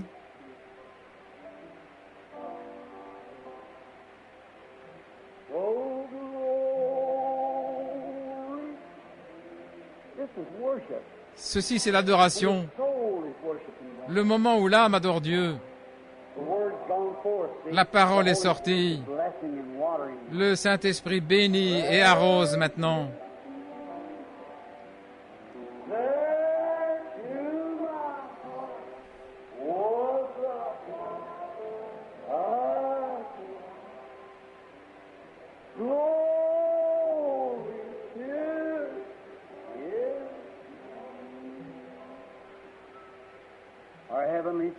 Notre Père céleste, alors que la présence merveilleuse et sacrée du Saint-Esprit se tient ici, en bénissant ses enfants, souvent il a dû les corriger, car chaque fils qui vient à Dieu doit d'abord être châtié et éprouvé. Il doit recevoir l'éducation des enfants et les blâmes, sans exception, chacun d'entre eux. Mais lorsque nous supportons la correction de notre Père, alors cela produit ce fruit agréable, comme maintenant. Je prie, ô Dieu, que tu fasses que chaque enfant sache cela. Non pas qu'il parte avec seulement une sorte d'imagination, mais qu'il sache que c'est ta bénédiction que tu répands sur eux. Le lait sincère de l'Évangile se déversant dans leur âme, le lait et le miel du pays de Canaan, le vin nouveau pour les stimuler dans la foi, alors qu'ils adorent, les cœurs prosternés devant toi, les mains levées, des larmes coulant sur les joues. Ils adorent calmement et avec respect. Ô Dieu, je suis si heureux. Je t'aime tant, Seigneur. Je voudrais t'exprimer mes sentiments, si je le peux, juste en remerciement, exprimant l'adoration de mon cœur, que je t'adore, toi, l'incomparable. Bien des fois, dans de grandes épreuves, voir un avion tanguer dans les airs, descendre et tournoyer, et je regarde vers le sol en dessous de moi, et cela tourbillonne tout autour, juste une petite prière, et il se redresse, sachant que l'on peut être plongé et en mourir en une minute, se tenir debout devant les sorciers et les démons qui vous provoquent, et marche vers vous, juste une petite prière les laisse paralysés. Comment les démons hurlent et sortent de tes enfants par la prière. Oh, ton amour, Seigneur! Si le petit est malade et qu'il vienne et dise « Papa, veux-tu prier pour moi ?» Nous le voyons calmer la fièvre, apaiser l'enfant, comme une mère calme son enfant sur son sein. Comme nous te remercions, peut-être que le malheur va venir. Nous le savons alors que nous regardons en avant et que nous voyons la grande marée orageuse de la mort là-bas. Comme David d'autrefois disait, « Je ne craindrai aucun mal, car tu es avec moi. » Nous te remercions, nous t'adorons. Voyant les âmes venir à toi, voyant l'estropié, l'affligé, l'aveugle, le sourd et le muet être guéris, comme une confirmation de ta présence. Bénis ce petit auditoire, nous te remercions pour chaque âme. Nous te prions que tu les bénisses et à l'extrême et abondamment, et qu'à partir de ce jour, toutes leurs épreuves et leurs peines puissent être terminées, que la guerre entre Dieu et eux soit réglée maintenant même, et qu'ils soient réconciliés avec Dieu à travers le sang de son Fils, sachant qu'il a donné son Fils pour arrêter la guerre entre Dieu et l'homme, pour réconcilier Dieu avec l'homme, qui était autrefois ennemi de Dieu, mais qui a été maintenant rapproché, et Dieu les a reçus comme ses fils et ses filles. Maintenant, ils ne sont plus des ennemis et des étrangers, mais des enfants bien-aimés. Nous prions qu'ils puissent reconnaître cela. Ne laisse pas l'ennemi enlever ça de leur cœur, mais qu'ils reconnaissent que tu as frappé à leur cœur et qu'ils t'ont accepté. Ils ont levé la main. C'était ça, Seigneur. Et nous prions qu'ils le reconnaissent et qu'ils puissent toujours t'aimer et aimer leur prochain, car nous le demandons au nom de Christ. Amen.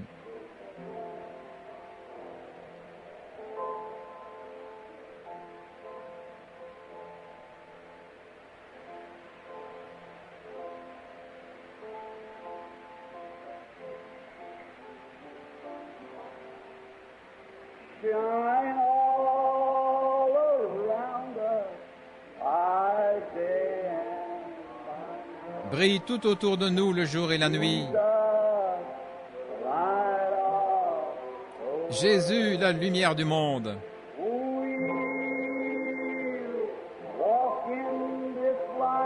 Nous marchons dans cette lumière. C'est une belle lumière. Elle vient là, où les gouttes de la rosée, de la grâce étincellent.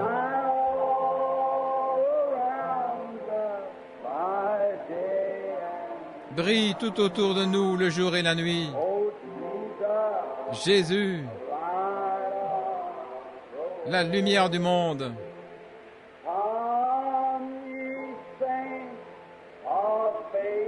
Venez, vous, les saints de la foi, proclamez Jésus, la lumière du monde.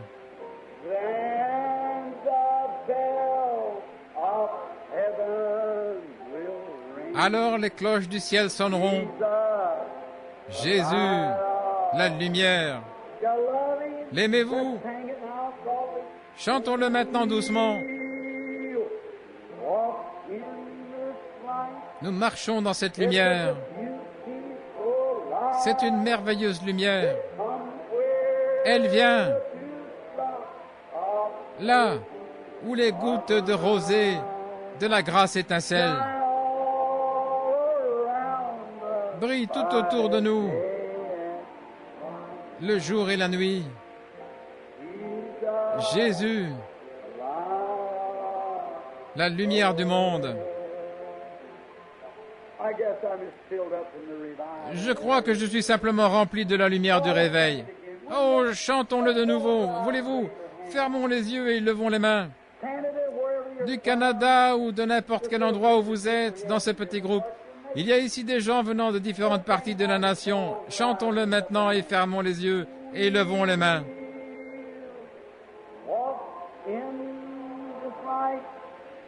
It's such a beautiful light. It comes where the dewdrop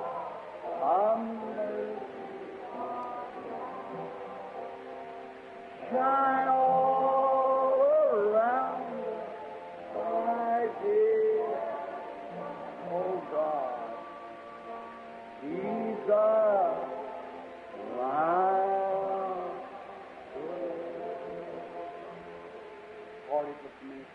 Continuez une minute, sœur. Dans l'Ancien Testament, il était la colonne de feu qui conduisait les enfants d'Israël. C'était Christ, l'ange de l'Alliance. Que tous ceux qui savent ça disent Amen. Dans le Nouveau Testament, il s'est manifesté dans la chair pour enlever le péché, pour nous ramener à l'état de fils et de filles de Dieu. Un jour, sur la route, allait un brave petit juif effronté. Et il descendait pour arrêter ces gens qui criaient, louaient Dieu et prophétisaient. Et que racontera-t-il? Une merveilleuse lumière. Dans quel corps se trouve Jésus maintenant? Une lumière. La même colonne de feu qu'il était au commencement. Il rencontra Saul de Tarse, et la lumière vint si près de lui qu'elle l'a aveuglé. Il a dit, « Pourquoi me persécutes-tu » Il dit, « Qui es-tu, Seigneur » Il dit, « Je suis Jésus. » Aujourd'hui, le voici. Il est avec nous. Nous avons même son image avec nous. N'est-il pas merveilleux? Il est le même hier, aujourd'hui et pour toujours. Alors que ferons-nous?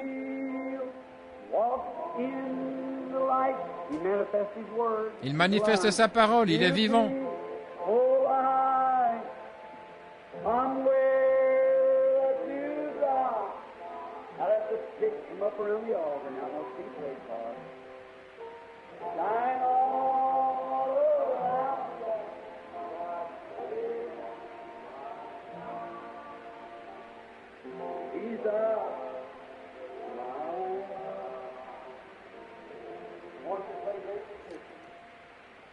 Je voudrais que vous jouiez le grand médecin. Quelque chose me vient à l'esprit. Je me souviens une fois lors d'un service, je priais pour les malades. Et une femme amena à la chair une petite fille estropiée. Et le Saint-Esprit était présent.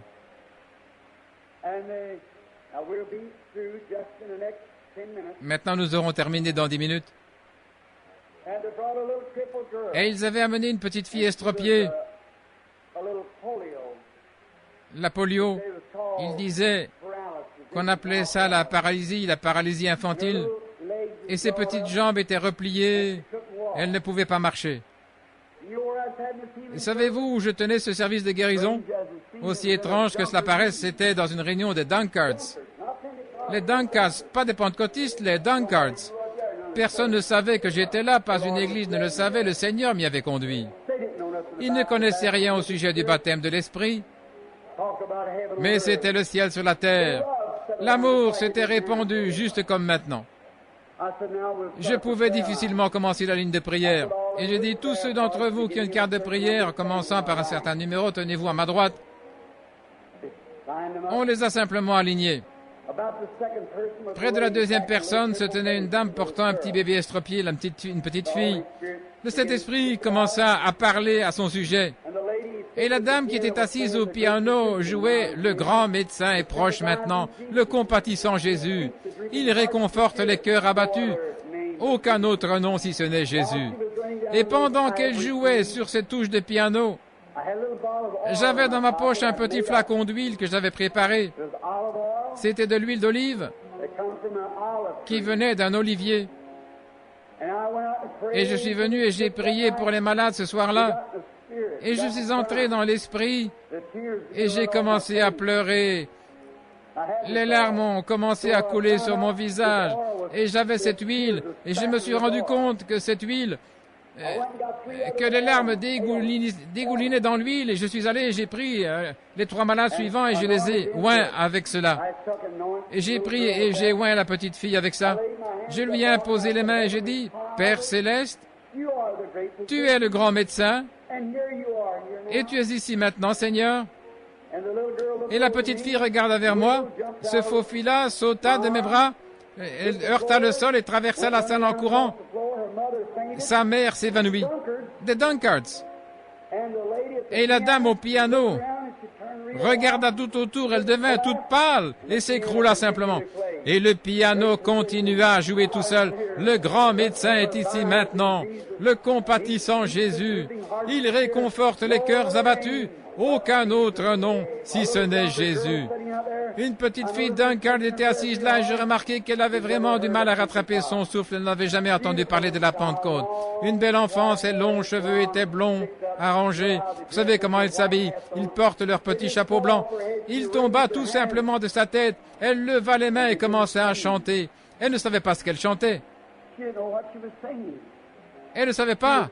Elle était tellement dans l'esprit. Et l'Église tout entière d'un seul accord vint à l'autel en pleurant et accepta le Seigneur Jésus. Et le Saint-Esprit les baptisa chacun dans l'amour. Comme ils pleuraient, ils se mettaient en ordre et se serraient la main mutuellement en regagnant leur place. C'est ça la Pentecôte. Le même Jésus est ici. Maintenant, n'essayez pas. Vous êtes en train de penser, eh bien, vous avez votre pensée sur quelque chose de lointain, et ceci, cela. Je vais tenter ma chance. Vous feriez aussi bien de retourner à votre place. À moins que vous n'ayez ça dans votre pensée, c'est ça. Quand vous saisissez cela, alors c'est terminé. Et jusque-là, c'est toujours là. Maintenant, si vous voulez, montez droit à l'autel, aussi près que vous pouvez, et remplissez les places. Voici l'huile d'onction. Je voudrais que frère Neville oigne chacun pendant que je leur impose les mains. Maintenant, si vous le croyez réellement, c'est ça. Croyez vraiment de tout votre cœur. Maintenant, chantons très doucement tous ensemble. Chantons le grand médecin.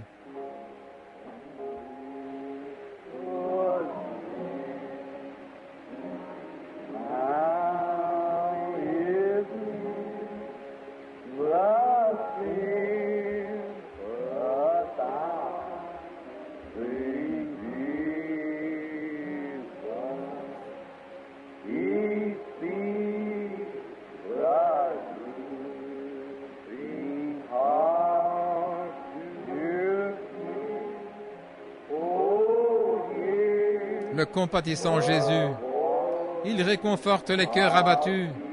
Oh, écoutez la voix de Jésus.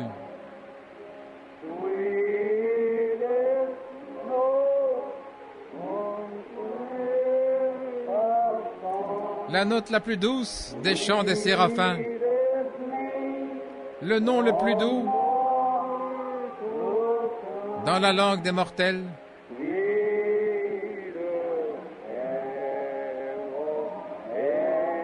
Le chant le plus doux jamais chanté. Jésus, Jésus béni. Maintenant, avec les têtes inclinées, poursuivez votre chemin en paix vers le ciel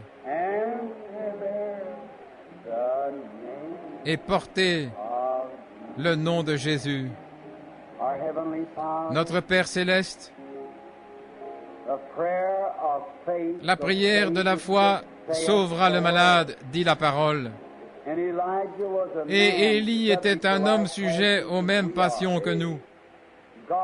Oh Dieu, que nous puissions jamais plus être coupables de rendre l'Évangile si compliqué pour les gens qu'ils penseraient que c'était un homme au lieu de Dieu. Maintenant, nous allons simplement suivre les règles. Et avec ces cantiques et ces hymnes, nous sommes entrés dans une communion bénie les uns avec les autres. Ainsi, nous avons un souverain sacrificateur qui est avec nous. Il est entré avec nous. Et il peut être touché par le sentiment de nos infirmités. Beaucoup se tiennent à l'autel ce matin, dans le besoin. Et j'envoie ton bien-aimé et honorable serviteur, mon frère Neville, un homme honorable, juste, comme Élie, qui était sujet aux mêmes passions comme Élie, comme nous tous. Et je l'envoie, tu as dit, qu'il les oigne d'huile et prie pour eux, le corps. La prière de la foi sauvera le malade. Et je prie de tout mon cœur, Seigneur, pour chaque individu ici. Tu connais leurs besoins. Et je prie que tu les guérisses.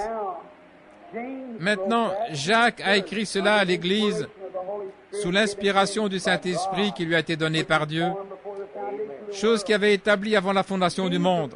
Jésus, en partant, a dit, « Ils imposeront les mains aux malades et ils seront guéris. » Et j'envoie mon frère pour oindre, pour faire l'œuvre dont parle Jacques, commissionné par le Saint-Esprit, Et nous revenons aussi par la commission du Seigneur Jésus et du Saint-Esprit pour leur imposer les mains, et ils seront guéris. Maintenant, Seigneur, de tout mon cœur, et il y a de nombreuses personnes qui se joignent à moi ce matin avec toute ma force et toute ma puissance. Je prononce la prière de la foi pour chaque personne qui se tient ici, demandant qu'il n'ait aucun doute dans leurs pensées, mais qu'ils retournent à leur place avec une confiance sûre et parfaite que la commission de Dieu leur a été accordée et que sa parole va certainement être rendue manifeste dans leur guérison. Je demande cette bénédiction pour eux au nom de Jésus-Christ.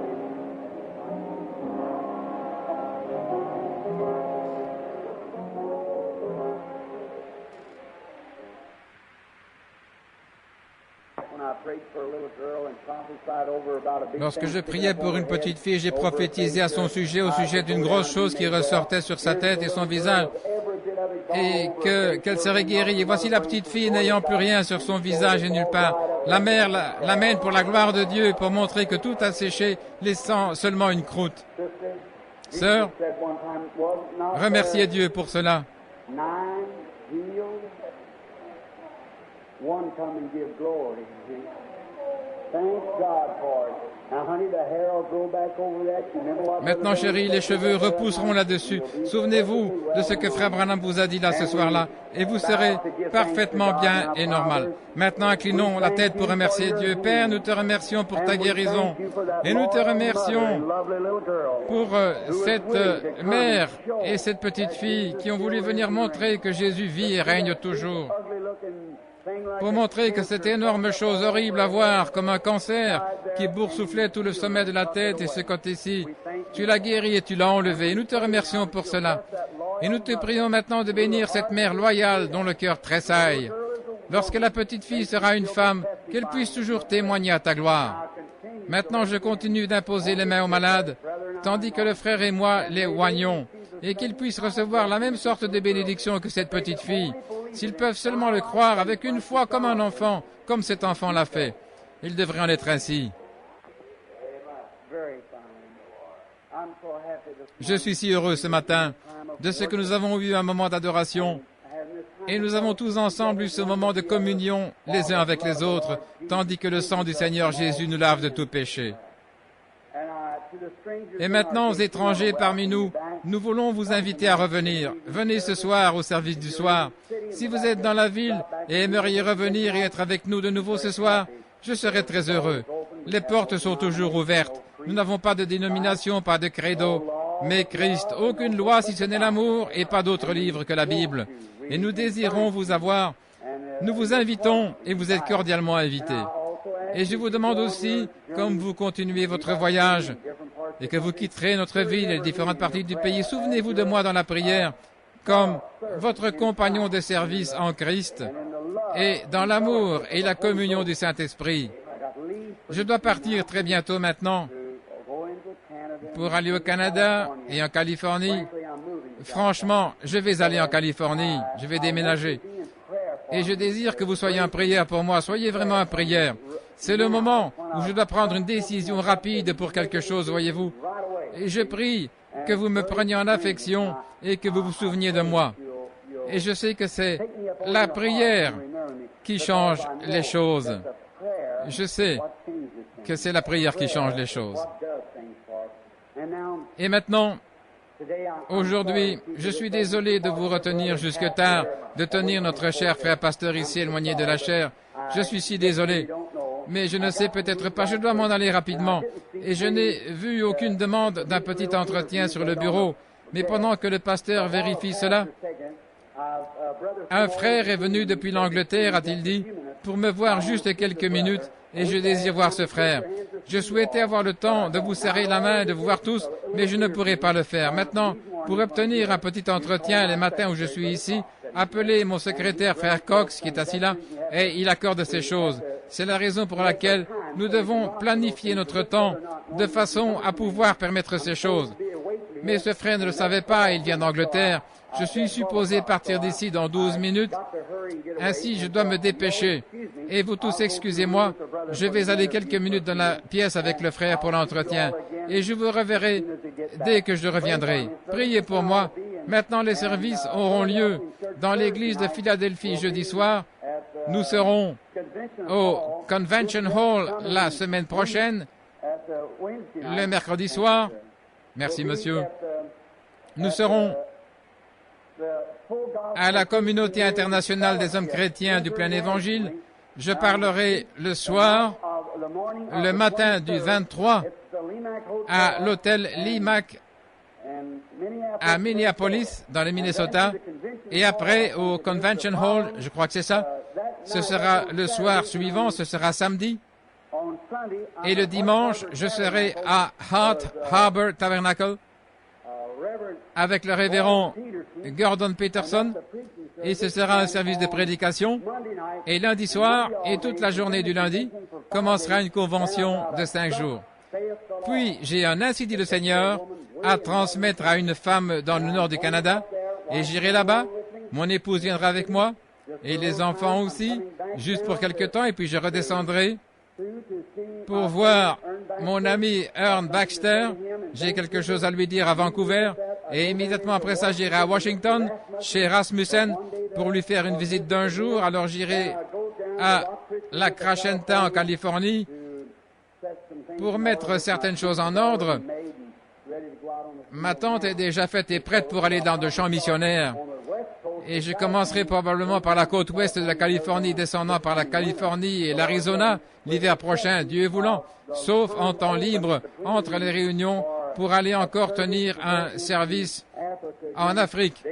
David Duplessis et beaucoup de ces hommes ici venant d'Afrique qui veulent organiser la campagne d'Afrique et qui étaient avec lui dans ces réunions vont se rencontrer là. Et nous devons aller avec frère Argan Bright prier pour savoir où seront les prochaines réunions. Jusque-là, l'aimez-vous. Alors vous devez m'aimer si vous l'aimez, parce que je suis en lui. Et nous nous aimons les uns les autres. Le Seigneur vous bénisse. Notre cher frère Neville, Dieu vous bénisse.